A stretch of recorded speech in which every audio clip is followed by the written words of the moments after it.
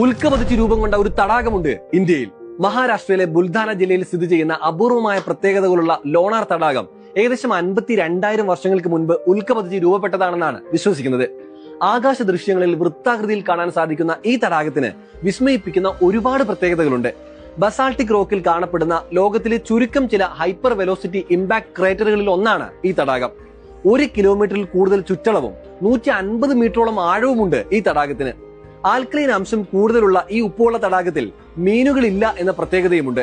IIT Bombay 2019 നടത്തിയ ഒരു പഠനത്തിൽ തടാകത്തിലെ മണ്ണിലെ ധാതുക്കൾക്ക് ചന്ദ്രനിലെ പാറകളിലെ ധാതുക്കളുമായി സാമ്യമുണ്ടെന്ന് കണ്ടെത്തിയിരുന്നു. 2020 ഒരു രാത്രി കൊണ്ട് ഈ തടാകത്തിലെ വെള്ളം പൂർണ്ണമായും പിങ്ക് നിറമായി മാറിയിരുന്നു. ഹാലോ ആർക്കിയ എന്ന പിങ്ക് നിറത്തിലുള്ള പിഗ്മെന്റ് ഉൽപ്പാദിപ്പിക്കുന്ന സൂക്ഷ്മാണുക്കളാണ് ഈ അത്ഭുത പ്രതിഭാസത്തിന് കാരണമെന്ന് കണ്ടെത്തിയിരുന്നു. ഉൽക്കയുടെ ഒരു ചെറിയ ഭാഗം പതിച്ചുണ്ടായ ചോട്ടാ ലോണാർ എന്നറിയപ്പെടുന്ന അംബാർ തടാകവും ഈ തടാകത്തിന്റെ പരിസരത്ത് സ്ഥിതി ചെയ്യുന്നുണ്ട്.